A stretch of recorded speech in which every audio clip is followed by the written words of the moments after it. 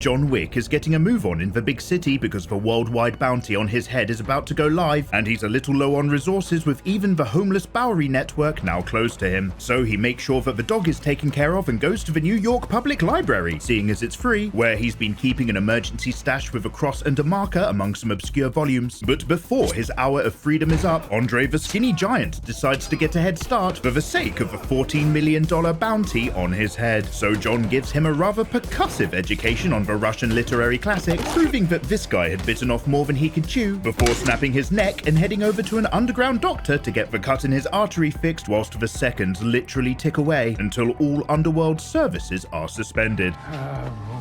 forcing John to finish himself off. And so the consequences of his actions in the last movie go live to paint the biggest target ever on John Wick's back. So he says thank you for the help because bullets are his love language, and the heat is on as a team of Chinese killers chase him through the streets into an old weapons museum where John has moments to spare to strip apart a bunch of old revolvers for an emergency rebuild to blow a guy away, before smashing glass and kicking ass, trading kidney shots for nutcrackers, and fighting off assassins in an all-you-can-eat buffet of vintage knives where everyone gets grabby, and Wick nearly loses his own junk before a close-range knife-throwing nightmare kicks in that tests everybody's reflexes, resulting in John systematically pin-cushioning the absolute Jesus out of a couple of guys, and using his combination of takedowns to eventually drive the point home, so to speak, into this guy, before letting another one take a real good close look at his favorite knife before wrapping up business with the Hatchet gang. So then an Italian hit team clip him with the car and chase him into some stables so that the boys can roll around in the hay, before John improvises some equestrian slap techniques to weaponize the horses and drag back out into the streets again for some great shots through the city and an interception from some bikers,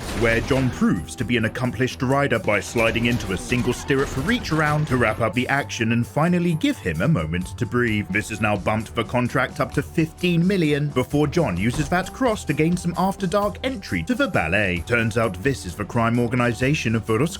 a group that's been training orphans like John to become killers for the assassin's underworld, be it through the methods of tolerating pain or the ways of inflicting damage. The director should be excommunicating him too, but it looks like the Sons of Belarus get to call in a one-time ticket that burns you out of the family for good, because John wants passage to Casablanca. An adjudicator has arrived at the Continental, a rather unlikable representative of the high table that's investigating the death of Santino D'Antonio on what should have been safe ground. Turns out that thanks to the head start he gave John, Winston is under investigation and soon to be replaced, which is something he takes very seriously. She then goes over to Morpheus and the Bowery crew for providing John with a gun to kill a high table member, telling him to give up his throne in 7 days, which he doesn't take seriously and laughs her off. This was a mistake because under her authority, she employs a bunch of practicing shinobi assassins to take care of everyone who has assisted Wick, and their leader Zero is super keen to get involved.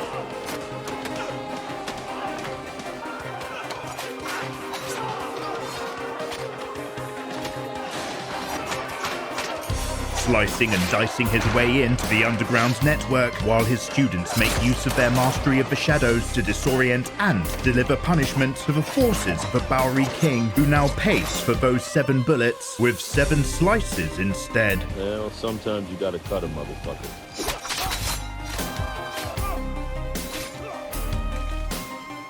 They then slay their way into the ballet school as they step in and out of the shadows. But the Roscaroma and the High Table are 2 groups that have a special understanding, so she just receives a slap on the wrist instead. Down in Casablanca, John is a recognized face and about to go through some more of the same, but it turns out the manager of the Moroccan Continental has for some reason granted him amnesty, and mostly it's just so that she can enjoy shooting him herself because they're old acquaintances from back in the day before she moved up into management.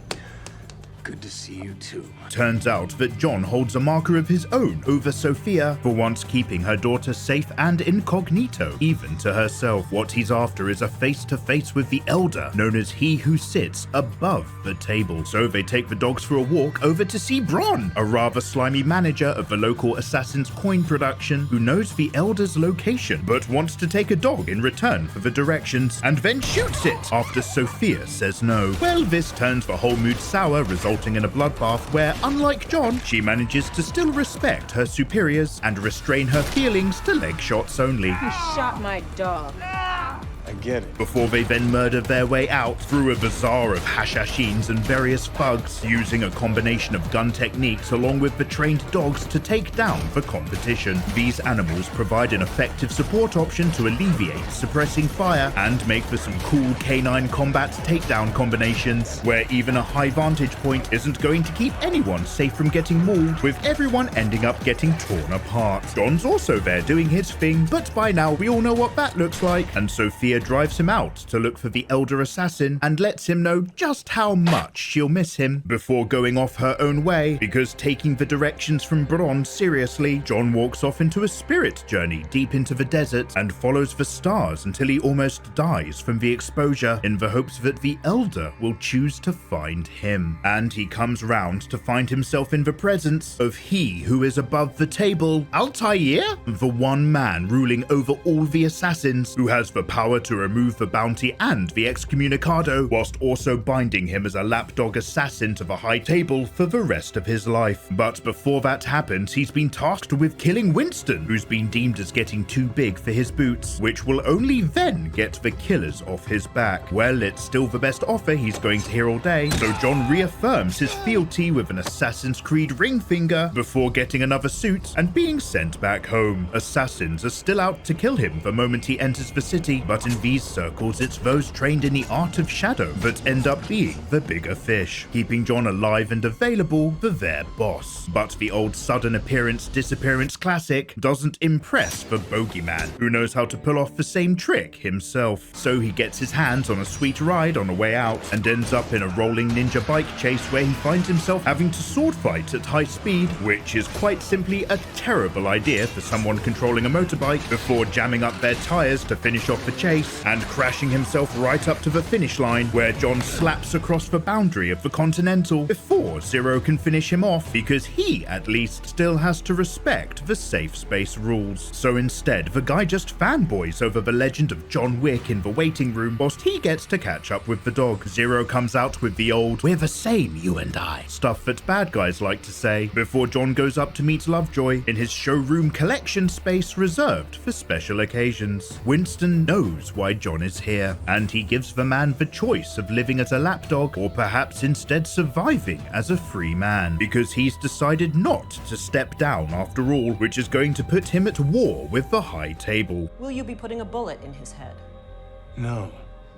I don't think I will. So the adjudicator makes the call and deconsecrates the Continental New York for being naughty boys. The concierge makes sure that John arms himself appropriately, while all of the other guests check out of the hotel. Zero and his students will lead the strike, with the high table sending over their own forces for support, arriving by coach like a murder field trip, while John heads out to hunt, whilst the manager waits it out with a drink. The concierge and the rest of the hotel staff are a capable team, but not prepared for an armored shock troop war, as much like the later levels of a video game. This lot are wearing full-body bulletproof armor, meaning that despite his usual headshot accuracy, John has to work extra hard to keep them engaged and find the gaps in order to reach the soft, gooey centers.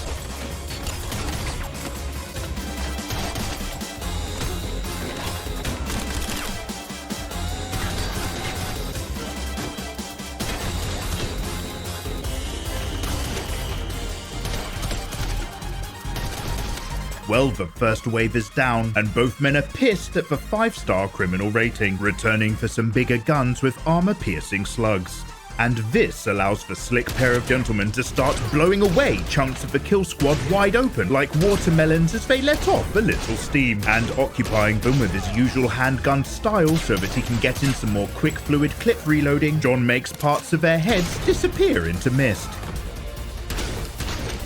taking things down to the pool level for a quick lesson in fluid mechanics, before John reaches over to turn the last of the hit team into a bath bomb. I know you believe you can keep this up, but I assure you... Lol. Then John gets back up into the Kingdom of the Crystal Skulls to be accosted by Zero's ninja students, who perform hit-and-run strikes in and out of the shadows to keep Wick off balance, before they then use him to break almost every single piece of glass on the whole floor.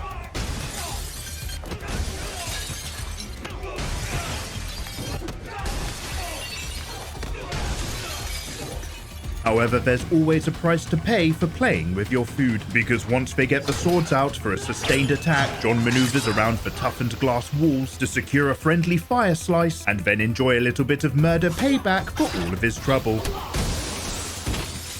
But the gauntlet continues with the two raid boys, who as a pair are able to increase the difficulty levels yet again with their quick and agile combination strikes, but who are also big fans of the legendary killer, managing to keep things respectful, and after another glass smash out, give Wick a little time to get into the zone again, before leading to some karambit versus belt action, where John finds himself having to close quarters ground fight for both of them for dominant positions, whilst also trying not to get stabbed for his trouble, where he finally manages to body slam the both of them through the floor, but ultimately letting them live, seeing as they were being so polite. But this film just keeps on going, with Mark Dacascos as the final boss round, who employs short sword techniques, along with Tekken-style fighting moves where every shot is stylishly lit. But after about 2 hours of relentless movie, it's also kind of blurring together, before John turns the tables by dropping into the shadows himself with his own hit-and-run tactics, getting in some surgically precise ligament stabs, and taking a moment to relish in hunting the man down and letting him try to fend off the Baba Yaga with only one hand, before he stops toying with Zero and skewers the guy for all the trouble.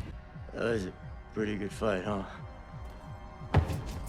And now, with the first wave defeated, the adjudicator calls in a parley with Winston, who's now in a position of strength to negotiate back his managerial position, having used John Wick this whole time as a bargaining chip, before repledging his own fealty by suddenly shooting John off the side of a building, where he takes an absolutely fatal bump on the fast route back down to the streets. With the Continental restored, John Wick's body is missing, because it turns out the Bowery King survived and has been licking his wounds deep underground with some very serious vengeance in mind, and that same hatred is the one reason that John Wick refuses to slip through death's door.